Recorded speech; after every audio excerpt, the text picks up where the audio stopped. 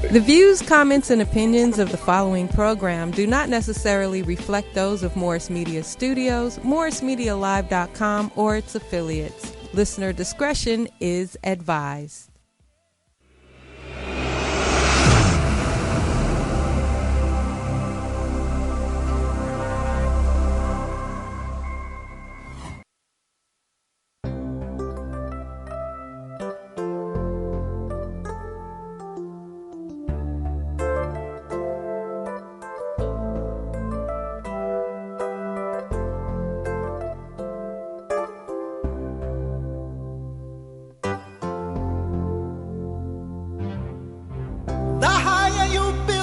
Barriers, the taller I become, the farther you take my rights away, the faster I will run. You can deny me, you can decide to turn your face away.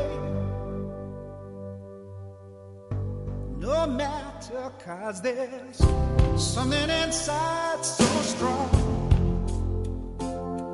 I know that I can make it, though you're doing me wrong, so wrong. You thought that my pride was gone. Oh no, something inside so strong. Oh, something inside so strong.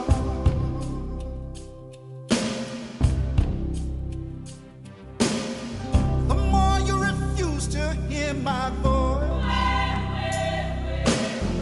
the louder I will sing.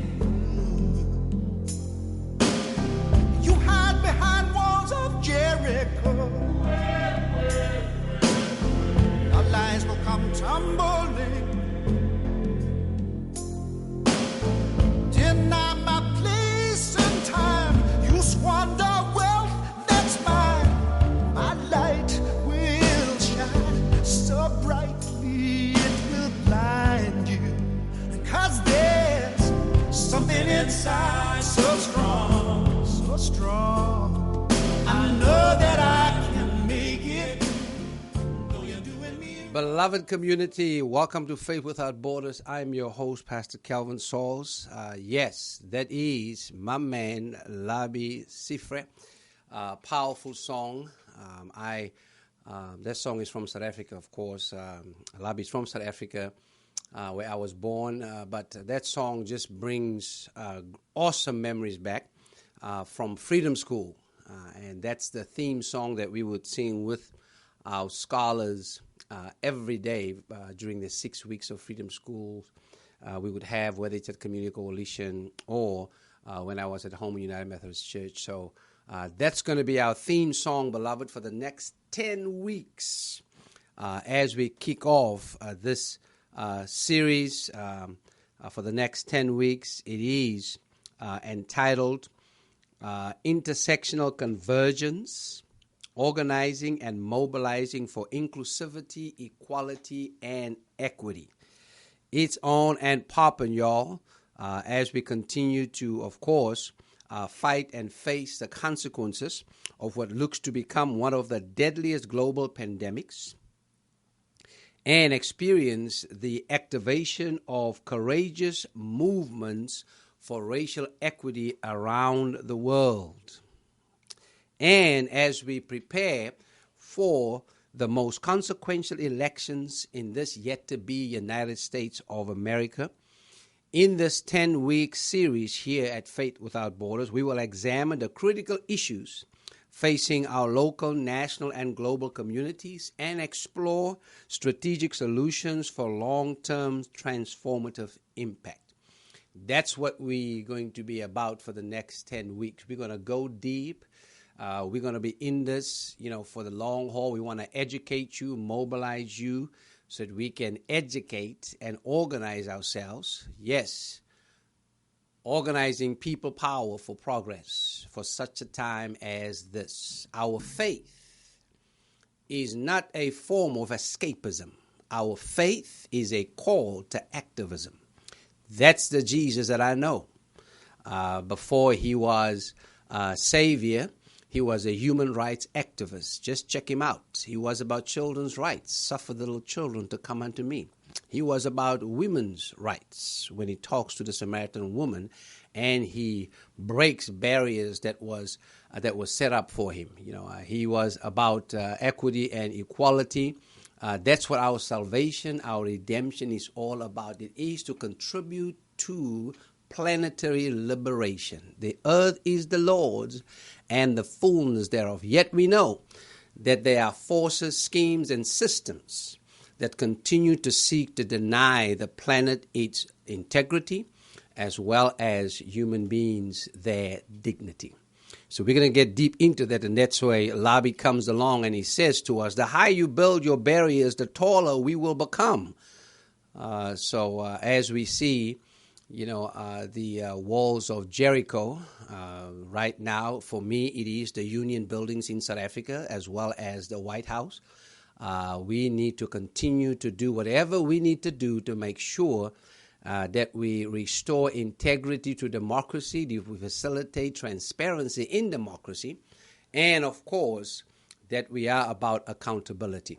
That's what it's about for us as we go deep and as we continue to do the work that we can do. Why? Because there is something inside each one of us that is so strong. And guess what? I know that we can make it. Why?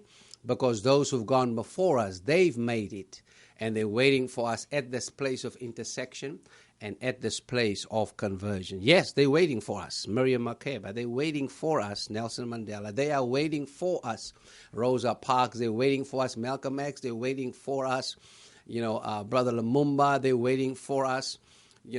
In so many ways, those that we've lost. George Floyd, they're waiting for us. Eric Gardner, they're waiting for us. Breonna Taylor, they are at the intersection, and they're waving at us to make sure that we activate and that we are awake to do what it is that we need to do for such a time as this. Intersectionality, convergence, making our way to equality, inclusivity, and, of course, equity.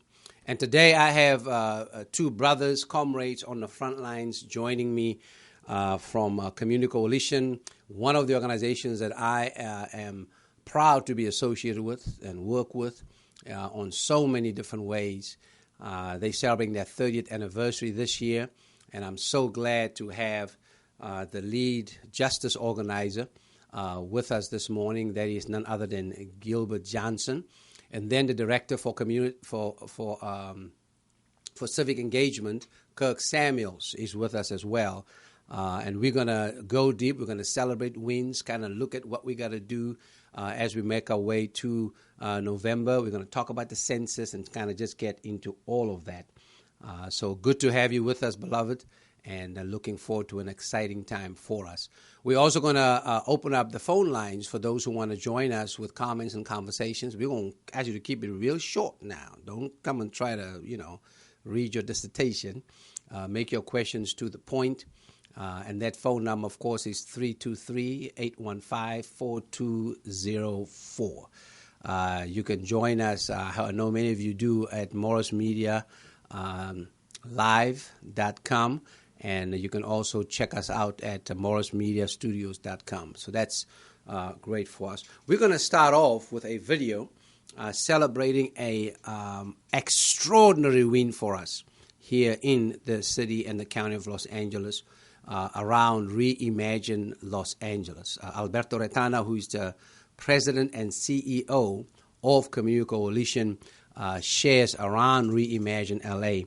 And the thing that we want to just let you know is, the work that we're doing around faith-rooted community organizing is not just about resistance. It is also about reimagination. And you'll hear that, in the justice work that we've done, as well as, as we, fight exclusion, we work to reimagine inclusion around the census to make sure everybody is in the count. And we have a video we're going to play right now, of Alberto Retana. Let's receive him, hear what he has to say, and then on the other end, I'll bring in, my two brothers, and then we keep on keeping on. Reimagine LA, Alberto Retana. Hi, good morning, everyone. Let me just acknowledge the colleagues on the phone. I'm just so proud to be in solidarity with them and proud to be in this moment. This moment is huge. It's monumental. It's a watershed moment. As Patrice Cullors has been saying, it's a forward movement moment. It's a forward stance moment. It's an offensive moment for the community, for millions of people to take to the streets and tens of thousands, close to hundreds of thousands in LA to be taking the streets to create the conditions that we have right now is monumental and will save, not only change the trajectory of our region and our country, but save lives and create prosperous lives and create thriving communities. And that's what this is about. Community Coalition, we were formed 30 years ago in response to the criminalization of Black and brown people at the height of the crack epidemic, an epidemic that was acutely impacting the Black community, and a criminalization and police response that was destroying our communities. We have fought for 30 years to reimagine safety and investment away from punitive imprisonment and criminalization towards prevention, treatment, and support. The frontline folks in our fight are the grandmothers and grandfathers, the neighborhood residents, the high school students, Black and brown folks that oftentimes don't get covered in the media, but are the ones that are essentially impacted. Their children are impacted, they themselves are impacted by the criminalization we seek to change. South Los Angeles in particular has been an epicenter of divestment from support for decades, and also the epicenter of the hyperinvestment of criminalization that has resulted in the breakup of families, in the creation of debt, in the unemployment, in the loss of life, in the mass imprisonment. And it's time to change that. When we're talking about reimagining Los Angeles, what we're doing is we are reimagining a community that puts Black lives at the center, that brings brown people to the center, that says we're no longer going to ignore those folks that we've turned our backs on for so long. We're no longer going to divest from things that we know help people, the things that white Los Angeles benefits from: treatment, jobs, employment. And that's what this is ultimately about, and flipping the script and putting the investment in and making the structural change and the permanent change to create a floor, a 10% investment as a floor that hopefully this movement will continue to pressure and reinvest more and more resources so that the folks in the nooks and crannies of our region that go unnoticed, whether it's South LA or Pacoima or the East Side, that we now are going to put you first. We're going to keep our families together. We're no longer going to criminalize you. We're no longer going to kill you. We're no longer going to ignore you. What we're going to do is we invest in you because we believe in you. And I believe that the movement and the folks on this call and the coalition that has been built is going to be key to that victory in November. We urge everybody to vote for this. We celebrate it, and to make this a mandate and continue to put pressure on those that have been resistant to progressive change. And it's just great to be a part of a forward stance and to be a part of this moment. So thanks for having me. I appreciate this.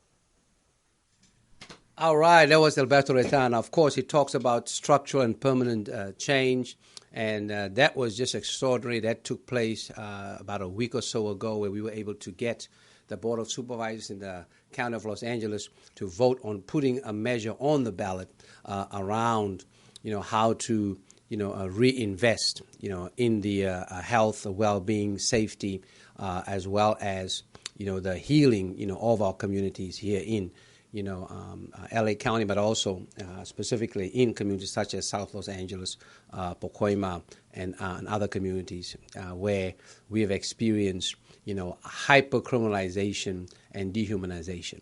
The movement for Black Lives, beloved, is all about the humanization of kinfolk, of Black folk, of sisters and brothers, seeing that we are still, dealing, with the challenges, the after effects, of, slavery, Jim Crow, and now, of course, what's being, done around the post office. But we've had several wins, and so I'm going to invite Gilbert in.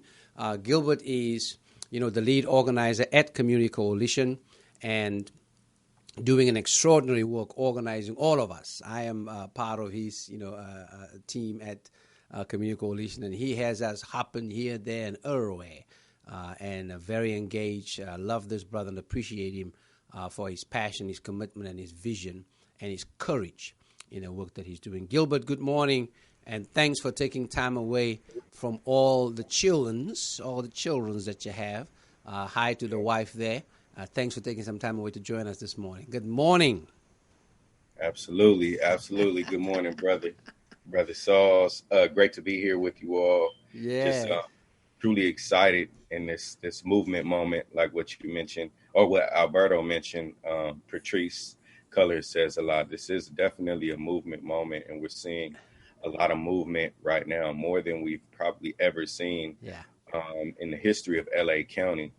And so we're keeping the ball rolling, keeping it going. Yes. And just great to be a part of this work, being a native of South Central Los Angeles, one of the historically, one of the most marginalized communities probably in the country, when you think about the history of South LA.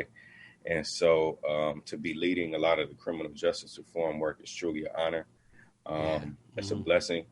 And yes, Reimagine LA is one of those game-changing campaigns that the people was able to win. We haven't won it fully because we have to, vote. Got to vote on it. Yeah. Yes, in November.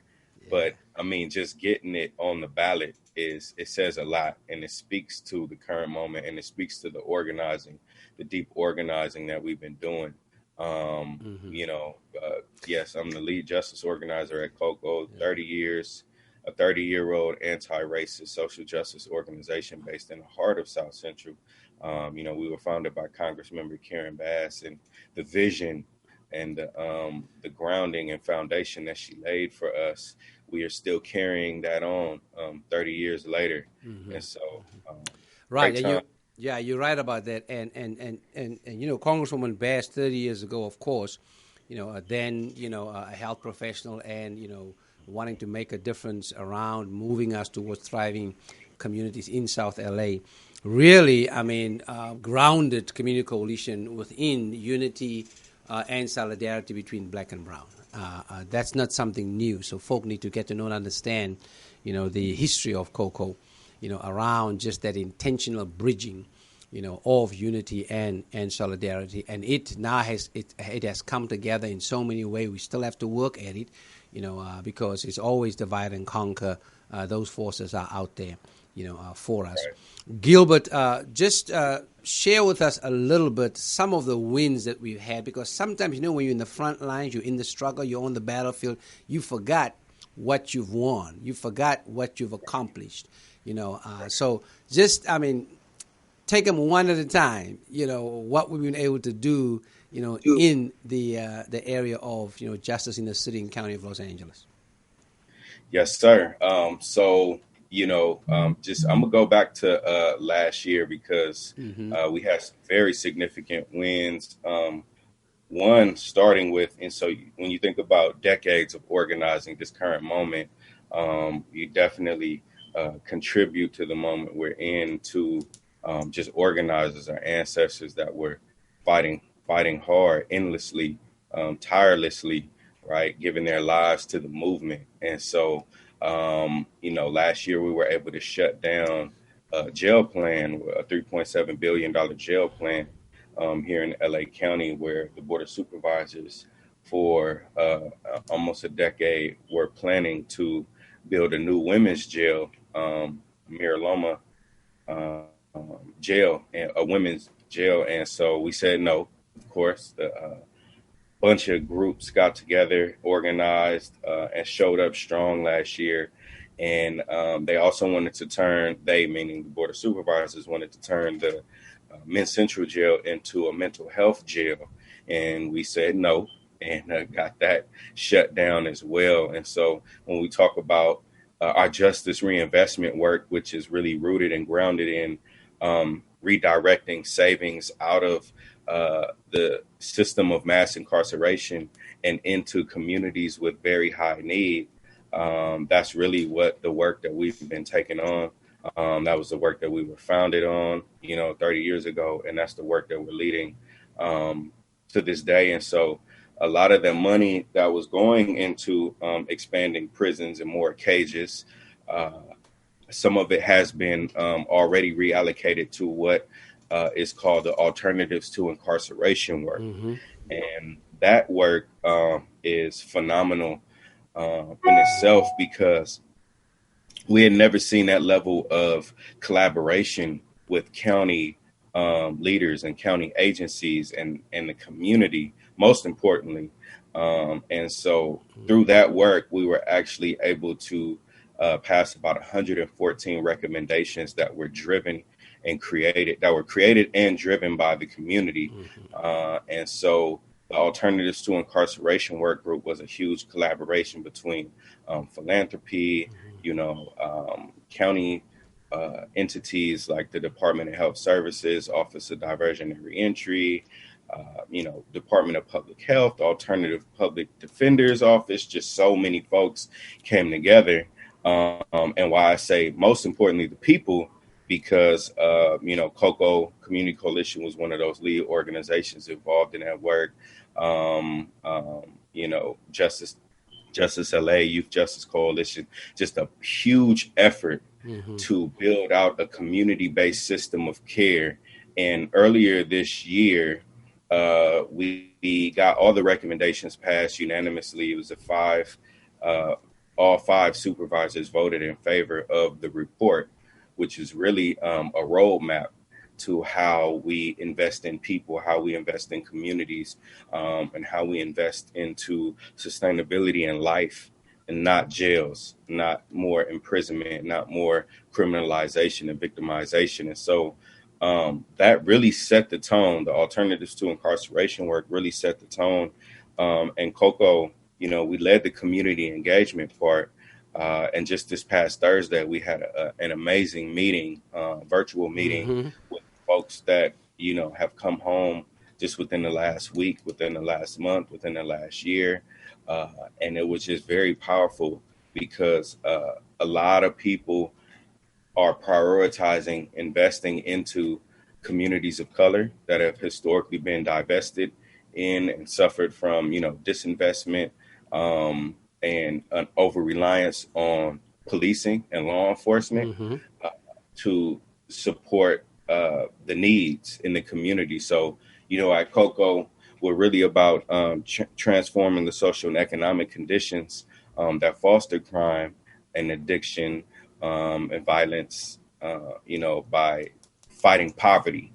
And so when you think about the budget priorities of the city, the county, the state, and really the nation, when it comes to the focus on building out the prison industrial complex, the ATI set us up and positioned us for ATI, Alternatives to Incarceration, set us up for Reimagine LA, which is going to be on the November ballot. And why that's so significant is because it's taking 10% of already existing county revenues and then, redirecting it back towards housing, back towards treatment, back towards youth development, business development. I mean, it's a very comprehensive initiative.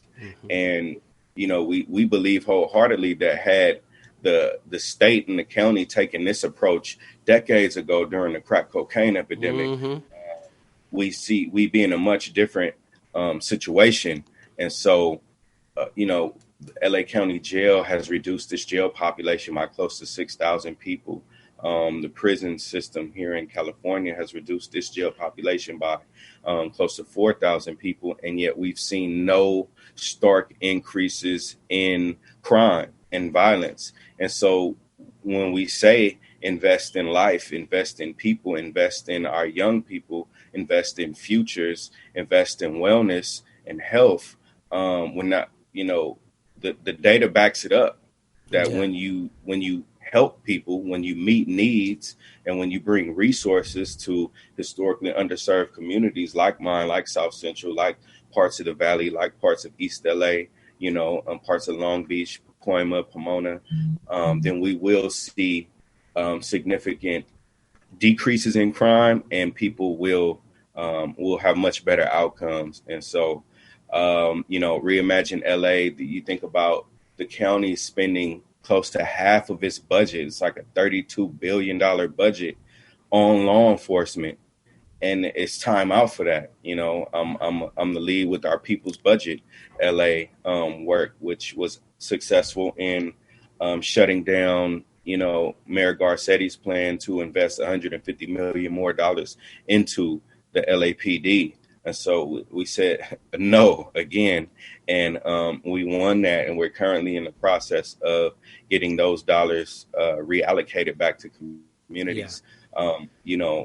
Herb Wesson, it's really a historical moment because we're seeing some pretty significant leadership from our elected officials, the folks that we put in office. And again, when you think about the state's spending priorities and how we spent $1 trillion on building out the prison industrial complex over the last 30, 40 years, and how we've defunded education, how we've defunded mental health, right? It's the time is now to definitely get those resources and those dollars towards the programs that we know communities need, especially with COVID. Any talks from our elected officials around budget cuts and reducing cuts to highly needed services in communities like mine is clearly an attack on Black and brown folks.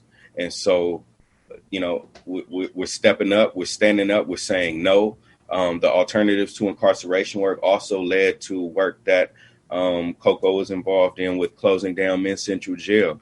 And so when we think about where our tax dollars are going, and the community already defined our spending priorities a couple years ago when we did a people's poll, and it created the People's First platform, the community overwhelmingly said we do not want more money for police and sheriffs. We do not want more money for, criminalization in cages. We want more programs. We want better parks. We want more access to healthy food and better education for our young folks. We want more youth gang prevention and youth development programs and early childhood education, like the community here in South Central, specifically City Council District 8, gave us our priorities, spending priorities. And so we know what the people want, but we also know what the system wants, which is the status quo. And we're fighting that vehemently, and we are,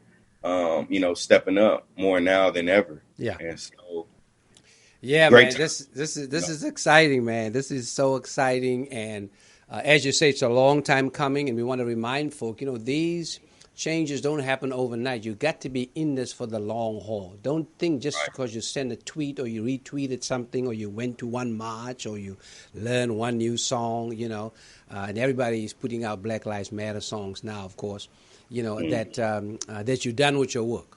You need to understand that, it takes, as you mentioned, decades of organizing, and the whole the work around this is organize, to mobilize, and catalyze. And the catalytic aspect of this is so many organizations coming together from so many different sectors, from the faith community, the philanthropic community, the grassroots organization, and of course, now elected officials are jumping onto the bandwagon, and we're not surprised by that. But that's kind of how how it works sometimes. That's why people power for progress is key in terms of how it is that we need to have participatory budget setting. Because this is a democracy, and if we are not at the table, we are on the menu, and if we are on the menu, that means a democracy becomes a plutocracy, right? And it's all special interest, and it's sad to see how many elected officials that look like us. They've kind of gone along with that. And the other painful thing, and King talks about this, in his letter from Birmingham jail, is, liberal and progressive whites they've gone along with it and they've played along. Well, what we are saying is the time has come that you cannot flirt with the ongoing, institutionalization of white supremacy. If we call ourselves in LA City and County a progressive place, then let's be about it. That's not just a shallow, a statement that we want to make. So, thanks for all your speeches. But we need some substance now in terms of policy that can move us towards equality, equity, as well as inclusivity. That's what it's about, as we move forward with this.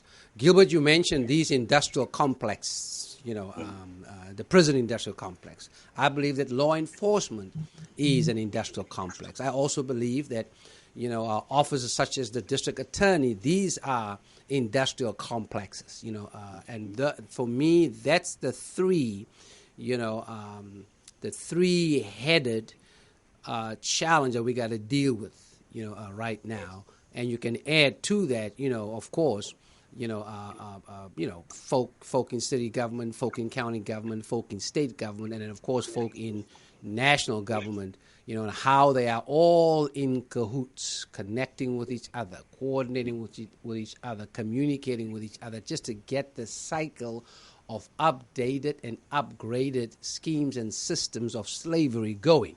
And we got to call it out. And so when we talk about defunding the police, and some folk are just alarmed by that. I am so glad you mentioned all the other programs that's been defunded, right? And nobody said a word about that, right?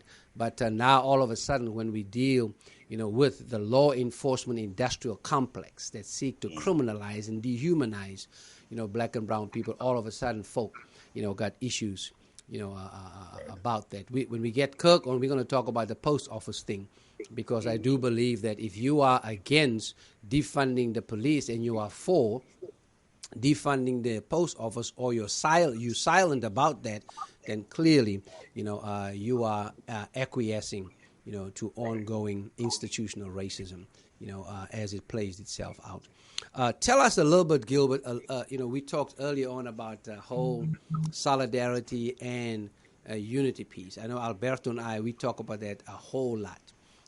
And first we were all gung-ho about unity.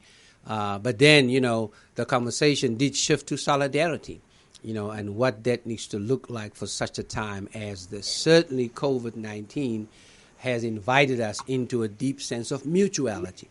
So how do all of these connect now as we, are called upon to do what we need to do around organizing, mobilizing, catalyzing for such a time as this? So moving from unity to solidarity means just having a true, genuine, firm commitment to the movement and the moment at hand. So, in organizing, we always say we're building a movement, not a moment. This is not a moment, but because of the global uprisings that we're seeing right now, it's the time to be more bold, more strategic, more organized, more connected than ever, because we have the eyes and the ears of a lot of the folks that we vote and put in office and into positions of power. And so we know that, it was laws and policies that kind of socially engineered the conditions that we live in communities like mine, South LA.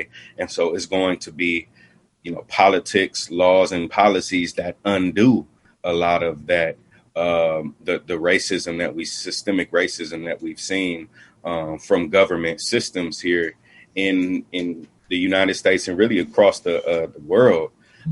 When we talk about anti-Blackness and how it's baked and embedded into the very fabric of every system, every institution, and every structure of our country here in the United States. And so solidarity is, when you're called on, stepping up, whether it's making a call. One of the things I like to highlight is over the last couple months, one board of supervisors meeting, we had over 17,000 people either calling in to share their story, which is powerful because it's our stories that connect us. It's our stories that tug at the heart. It's our stories that move people towards action. And, either they called in or they submitted public comment. That's solidarity. That's organizing. That's folks showing up at a level that we've never seen before. And so when we think about the current work and opportunities at hand. There's so much at stake in November. And so it's time out for acquiescence. It's time out for silence. It's time out for sitting on your hands and not, talking about it, but not being about it, because, the implications of what's coming in November, that there will be implications for years to come. Like when we win Reimagine LA, we're talking about decades to come of investment into the much needed social safety net programs that communities like South Central need. And so, Proposition 20, which is fighting to undo all that we did with Prop 47 and bringing hundreds of thousands of people home, people getting their records clean.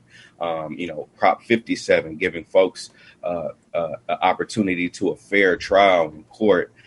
You think all the wins that we've been doing to combat the crime control era, Proposition 20 is working to undo all of that. And so, no on Proposition 20, and I'm off Cocoa, so I'm not doing this on Cocoa time, so I can actually speak from like a 501c4 perspective. So when we talk about Jackie Lacey, 618 people being killed since she's been in office, and only one officer being prosecuted, right? That, and who's funding? If you think about these systems that have historically oppressed us, you always got to follow the money. And so when we talk about who's putting money behind these people, these politicians, behind initiatives that are aimed at combating what our progressive movement is working to implement, you got to follow the money. And so police unions, the ALADs, the sheriff's unions, the Police Protective League, all these folks are funneling millions of dollars into Jackie Lacey because she upholds those systems, and so huge effort. We're going to be leading a huge effort to oust her and replace her with, George Gascon, who has a proven track record of leading progressive initiatives. He's a co-author of Proposition 47. What I mentioned, he received death threats in Arizona for the transformative work that he was leading as DA, and even being a former cop, So defund the police, for surely. I'm not going to go all into the police situation. Just his track record, it speaks for itself. Yeah, and so that's why in November the district attorney has such an integral part in the criminal injustice system, and why LA County had the largest jail. We're the largest incarcerator in the world. The district attorney has a huge role in that. Yeah. And so, got bail reform on the initiative. So yes, on 25 to eliminate cash bail, and, another form of suppression and criminalization and capitalization off the misery of Black and brown folks specifically. And so, voting Proposition 17, giving our, folks on parole the right to vote, which creates a huge voting block, when we talk about democratic power and democracy. Absolutely. So we're gonna bring that quad together, Gilbert. And that is, those who make the policy are elected officials, right? That's one of the aspect of the quads. Those who enforce it, law enforcement. Those who prosecute or choose not to prosecute, that's the DA's office and all of our, legal folk around that. And then, of course, the prison industrial complex. That's I call it the quad factor, that continues, to figure out ways, schemes and systems and policies, legislation, if you will, to just continue to marginalize, Black and brown people of color, as well as, poor white people, because this thing has it's all racial, it's all class, around that. But we know, that the liberation of all people, as we've talked about, it starts with, the liberation and freedom of, of Black folk around that. We want to transition because, we know that we still have much to do. We've had a lot of wins, but we still got a long way to go. We got about 10 weeks or so until November the 3rd, and so we want to make sure that, we stay engaged. There continue to be schemes and systems to see, how we can engage in intimidation and suppression. Intimidation of folk participating in the census, and the suppression of the vote. Even though we're celebrating women's suffrage, the suppression of the vote, that continues to take place. And of course, the new assault around this, is around the post office, that Trump is attacking with his, minion in there, the postal general, that's just kind of, following, marching orders from a white supremacist, White House. And so we just got to be aware of that. And so Kirk Samuels, is the director for civic engagement at Community Coalition, and he's going to come on in and we can talk a little bit about that. But to transition us, the census is so key because it, of course, for me represents 3 R's. The first one is respect. The second one is representation, and the third one is resources. And so Kirk is going to join us, to talk about this. We're going to play just one video about the census, and then on the other end, Kirk is going to come on, and we're going to break it down around census, voter, suppression and mobilization. Let's watch this video. In America, we all count, no matter where we call home, how we worship, or who we love. And the 2020 census is how that great promise is kept. Because this is the count that informs where hundreds of billions in funding will go each year for things like education, healthcare, and programs that touch us all. Complete the census online, by phone, or by mail. Shape your future. Start here at 2020census.gov. All right.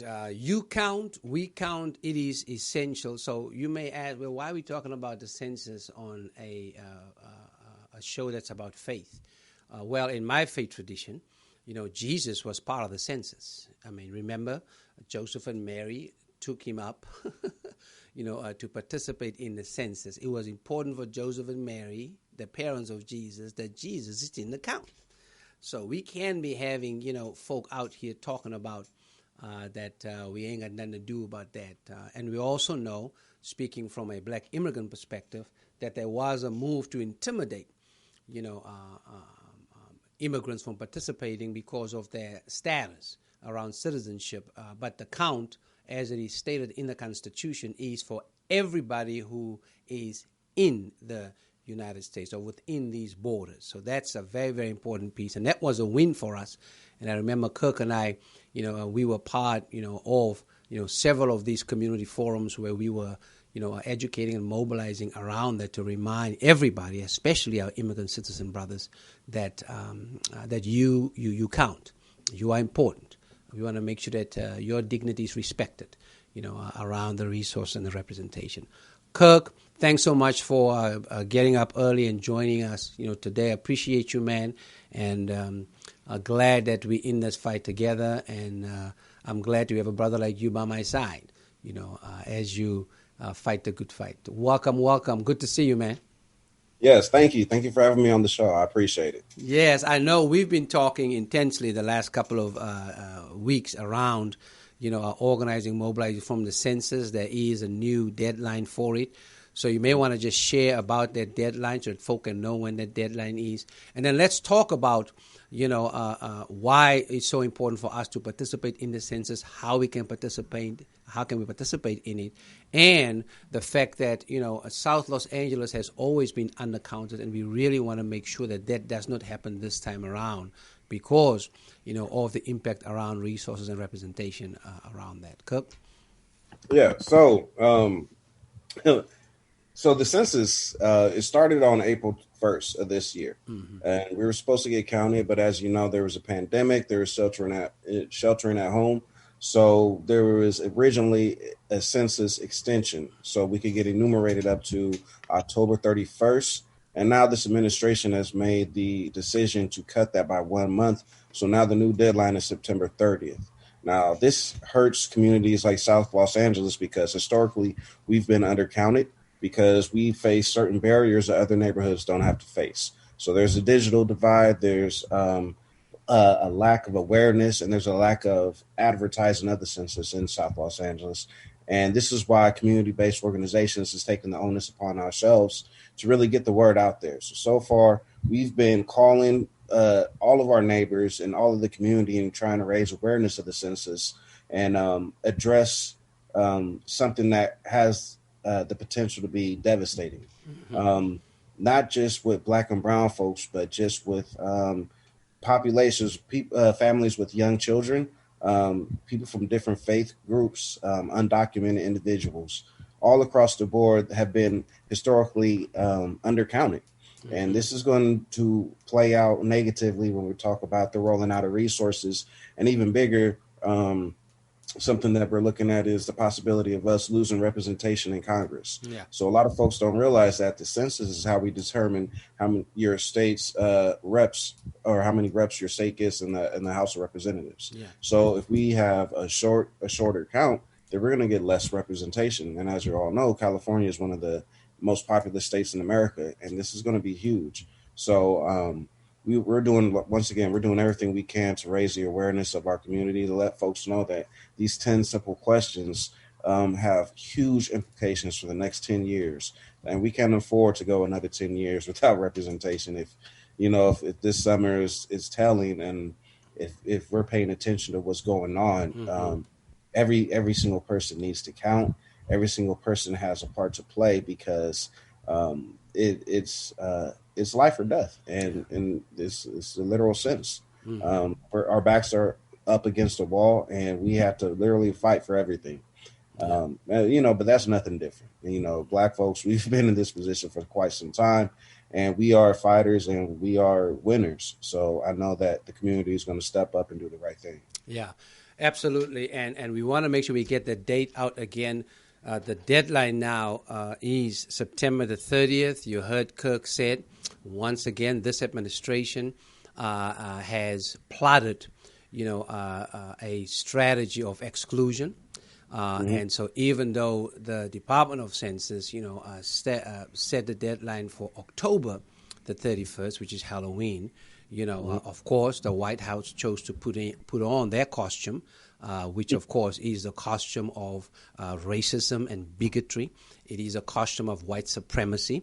They've put on that costume and said, no, we're going to move that up another month to September the 30th, which is just, you can get no more bolder, right? And no more courageous than to say, look, we're going to do whatever we can to make sure that we affect representation, that we impact resources, and that we facilitate disrespect to the humanity and the dignity, of citizens, in this country, or those who are present in this country. We want to let you know that it takes you no more than 15 minutes to fill out these questions. So we want to encourage folks to make sure that you step up and step out. Kirk, I want to invite you to just break it down for us. When we say resources, right? What resources are we talking about? Because these are, bread and butter resources that really provide for bread and butter programs, in our communities, especially, our under-resourced communities. Can you say a little bit about, resources? Yeah. So when we say resources, we're talking about federal funded programs. All right. So everything from your SNAP to your WIC to your Title I schools, these are all federally funded programs, and the funding is based upon the census data. This is very important to know. Even when we break down, we're looking at different hospitals and how hospitals do research. If the CDC is looking for a hospital to give funding for colon cancer, they're going to use that census data. And that census data is going to say, okay, well, there's X amount of Black people or Black men that live in this area. And we know that colon cancer and prostate cancer has a very high rate in the Black community. So let's give funding to this hospital in this area. So if we're undercounted, we're going to miss that funding. It's that serious. If there's a school that wants to advocate to have ethnic studies in their curriculum so the children will grow up with a knowledge of self, then they're going to look at the census data and they're going to say, look, we have a case to have these courses taught in our school because there's X amount of children from this background. So they need to have this course. So census data is so widespread and it's so important. And I just want to lift that. That's the only thing that can be taken from the census. So there's a level of privacy and security when you take it. You cannot look at people's personal census data for up to 72 years. Anything before that is illegal. And if it is released, if personal census data is released, it's punishable with up to a 5-year prison sentence or a $250,000 fine under Title 13 of the U.S. Code. So there's definitely protections in there. And yeah, so we definitely want to lift that up because there were reservations around taking the census. This administration was trying to put a citizenship question on that to scare the undocumented community, which is, completely unconstitutional. And we fought that in the Supreme Court and we won. Yeah. So it's one of these things where we want to encourage people to be bold about it, to be counted, and to be seen. It doesn't matter if you're a citizen or non-citizen, if you're documented or undocumented or whatever race, religion, or creed you are. You have to stand up. You have to be counted because this pie is being cut up into many pieces, and you deserve a slice. Yeah. Okay, and this is all they're doing. This is why they're cutting it by a month. They want to undercount so they can keep the majority of this money, so now we won't have the resources and the revenue that we need to live, our God-given rights and our God-given dreams. Yeah. Yeah, and we want to just say to folks that your completion of the census is direct resistance to the institutionalized racism that is emanating, from, the White House and so many of these, departments that seek to perpetuate marginalization and discrimination, and that resistance, gives us the opportunity for reimagination. I mean, that's where the bridging and the connecting around all of this, takes place. So it's not just filling out a form; it is resisting, right? And it is giving the opportunity for, reimagination. Representation is also essential. It is critical, for us because these are the individuals that represent us that will pass legislation to further, inclusivity, equality, and equity. Kirk, can you say a little bit about, how this, will impact representation, as we, invite folk into, participating in the census as an act of resistance and reimagination? Yeah. So once again, each state is allotted a certain number of representatives in the House of Representatives, which is half of the Congress. You have the Senate and you have the House of Representatives, 435 in total. So each state gives their number of representatives to represent their state's interests when we're coming to making big decisions like passing legislation. Now, the way this is determined is per citizen. Is per citizen. There's a representation. It differs from state depending on the state representation. Mm-hmm. So maybe a state like California may get one rep per 100,000 people, if I'm not mistaken. I might want to. It changes. Mm-hmm. So when we're not counted in totality, we're going to lose those reps that we have. We can lose seats. Mm-hmm. Now, this is going to become big because now when there's votes that come out in Congress, you're going to want as many votes as you can get, right? Because that's going to just higher your probability of passing whatever it is that is important to you. So for me, and I'm looking, just speaking specifically as a Black male, reparations is something that, is very close and near and dear to my heart. I'm going to want as many people and as many votes as I can get when this bill comes down, HR 40 being led by, Sheila Lee Jackson in Texas. Mm-hmm. And that's just an example. So once again, we can't afford to lose seats because look at this. If we lose seats, then that means another state is going to pick up seats. Yeah. Mm-hmm. But those seats go to a red state. Mm-hmm. Now, when they're coming down and, they have a 3 strikes law, what if they want to make a 2 strikes law? All right. What if they want to make a one strike law? There's a lot of this thing could get out of hand. Yeah. So this is why we have to continually apply pressure. We have to continually hold them accountable and continually hold us accountable to make sure that we have the proper representation when it comes to Congress. Yeah, absolutely. And again, I mean, this democracy cannot get any more fundamental than participating in the census and voting, right? And we don't just vote because of what our ancestors sacrificed for us to vote. It's now up to us to vote for the future.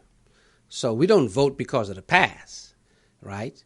We vote because of our future. And that's very, very important for us as we do this. You know, because sometimes people will say, well, that's something they did way back when. Well, guess what? You know, Kirk has just, educated us to realize, right, that, you count. And because you count in the census, you become visible, respect is restored, representation is guaranteed, and resources will be facilitated. And then, of course, if you vote, then you get to then vote in the representation that the census facilitated. All this stuff is inextricably connected, in the work that we seek, to do around. So I know, Kirk, I'm going to have you back because this is a 10-week series. So I know I'm going to have you back, and we're going to, definitely before the September 30th. And then we're also going to talk, around voter registration, around that, because we know there's a huge move. There has been a huge move around voter suppression, and here we are, with the Representative John Ruiz having, joined the ancestral cloud of witnesses, and we're still dealing with, that was his life's cause around, the voting rights, and we still, are dealing with, a very, very, with a Congress, especially, the Senate, that just, seem to, continue, to stall what needs to happen around, voting rights, for us. Kirk, I'm going to ask you to maybe share some final thoughts that you have, and then I'll ask Gilbert to do the same.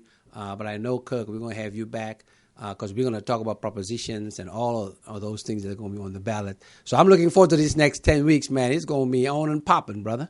Yeah. Any final thoughts from you, Kirk? Yeah, definitely. This is going to be one of the most important elections of our lifetime. And this election is literally going to change the trajectory of our nation. Another 4 years of what we already have is going to be detrimental. It has so many implications when you think about the makeup of the Supreme Court and the makeup of the Senate that's already in place. I can't even stress enough how important your vote is and how important your power is, from a local level to the federal level. Get out there and vote, regardless if you like the politician or not. There are still propositions on that ballot, and they need to have your opinion on it.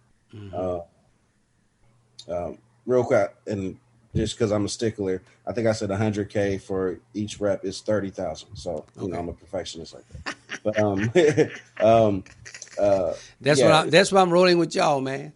Yeah. I know, and that's and Malcolm. I'll leave you with this with a Malcolm X quote. You can't go wrong with that. Yeah. Malcolm said, treat your ballot like it's a bullet. You only pull out a gun to shoot when you have a target and you're aiming. So if you don't know what you're voting for, if you don't know what you're shooting at, then put it back in your pocket. All right. And this is what we're doing. We have a plan. We know what we're voting for. We know why we're voting for it. And we know what's going to happen when we do vote for it. Yeah. So we're being very strategic. We're doing exactly what Malcolm X told us to do.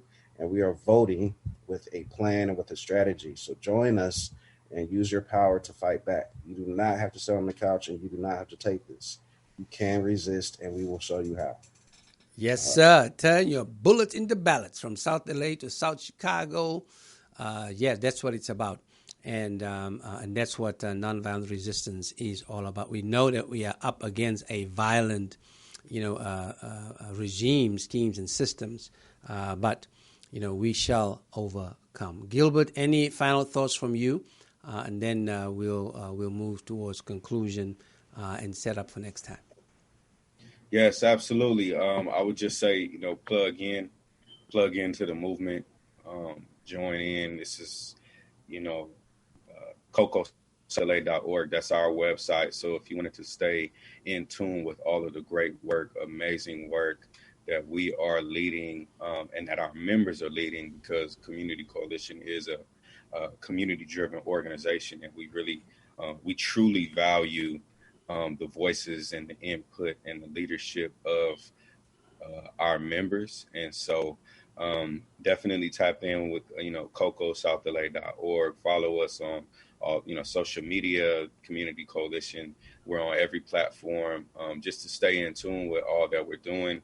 And let's continue to build. Let's continue to win. We've been winning big. It may not seem like it, but we have. And when you think about COVID-19 and what's to come, we're expecting things to get a lot worse than before they get better. And so thinking about the eviction waves that are coming, thinking about the deaths, thinking about, the spending priorities. So it's like, right now, we need to be fighting more than ever to make sure we're getting the resources to the people and to the community to prevent, houselessness increasing, to prevent death increasing, overdosing, like the whole nine.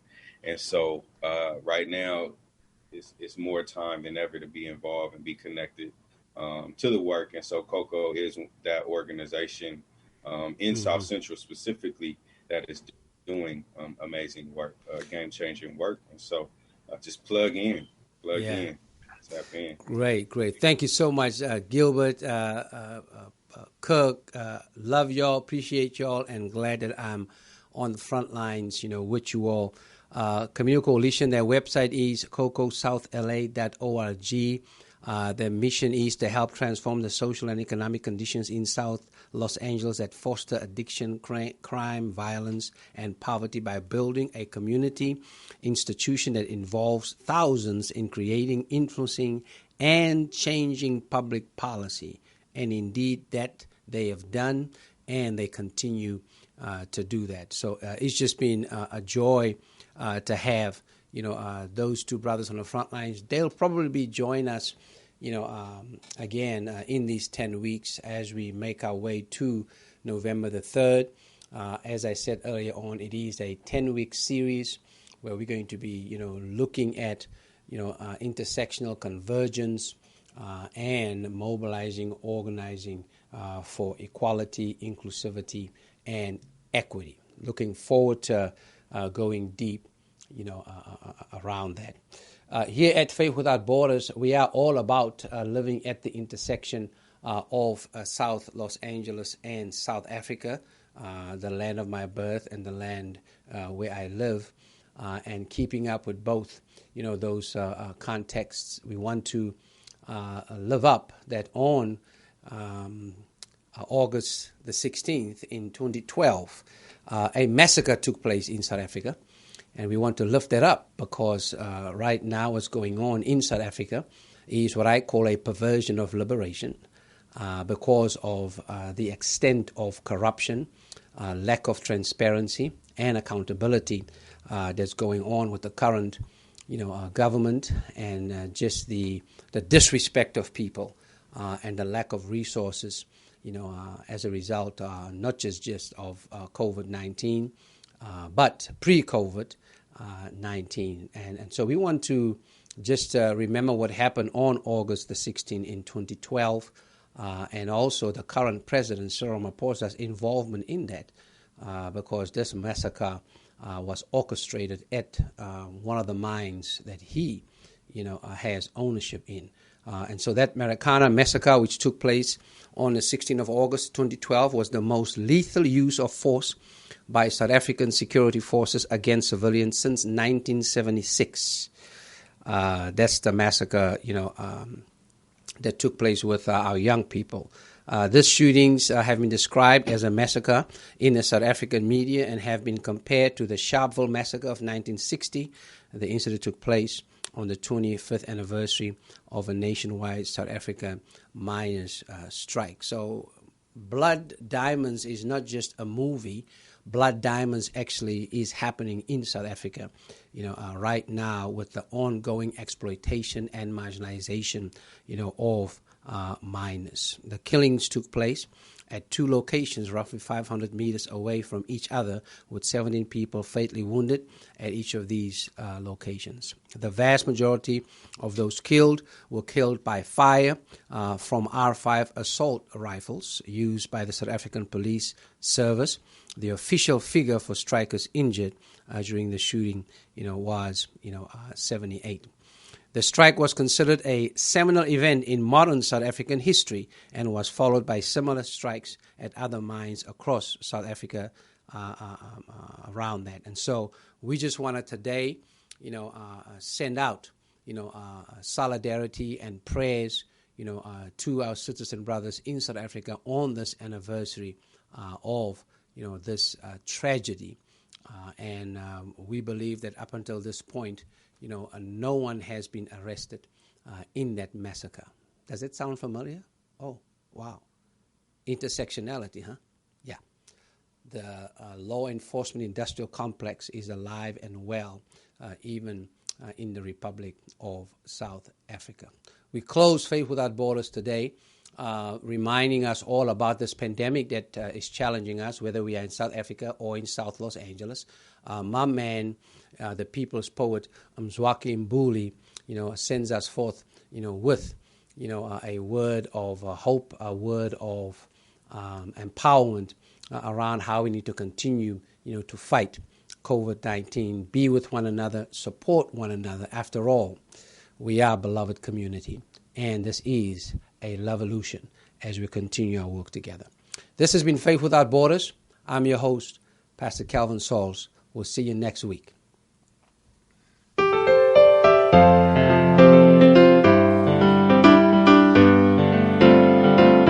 Behold COVID-19. Behold the coronavirus. The vicious virus. A silent killer.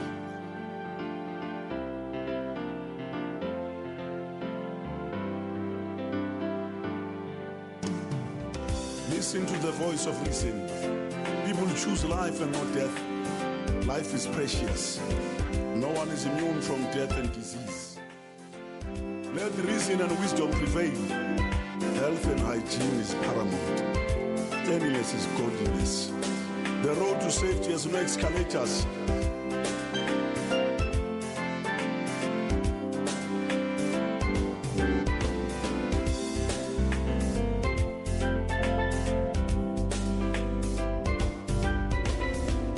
Nations are in danger. The world is in danger. Engulfed by lethal killer, a global pandemic, coronavirus, a silent killer. From China to Canada, America to London, Iran to India, Italy to Spain, Egypt to Nigeria, South Africa to Zimbabwe. Sanitize, save lives, and stay at home. Keep the distance. Stop the spread. Say yes to quarantine. Wash your hands. Identify symptoms. Become the eyes and the ears of the nation.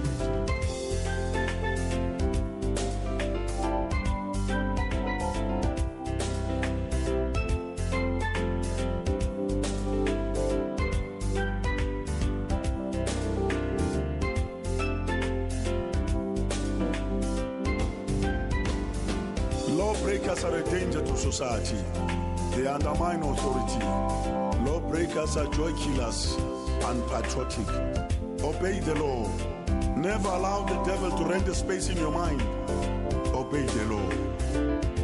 People say no to chemical weapons. Say no to loss of life. Say no to manipulation. People say no to radiation.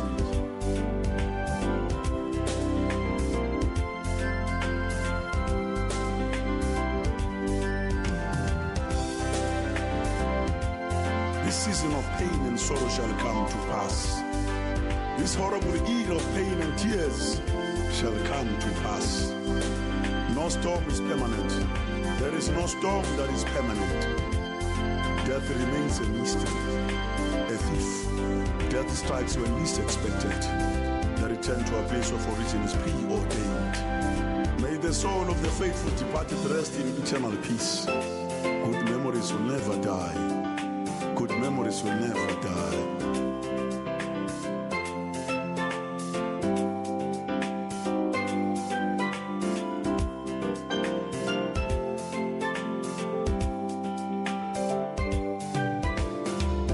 Africa is under siege because isikelela Africa. Every problem has an expiry date. The sun shall rise again. The human spirit triumphs. Prayer is a potent weapon. The people shall rise again. The sun shall rise again. People rise beyond coronavirus. Rise beyond death and disease.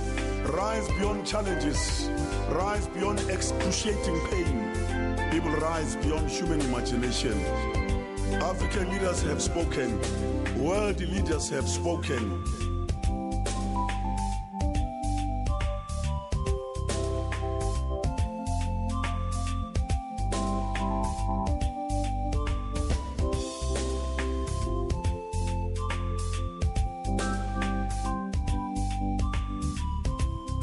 Love thy neighbor as thyself.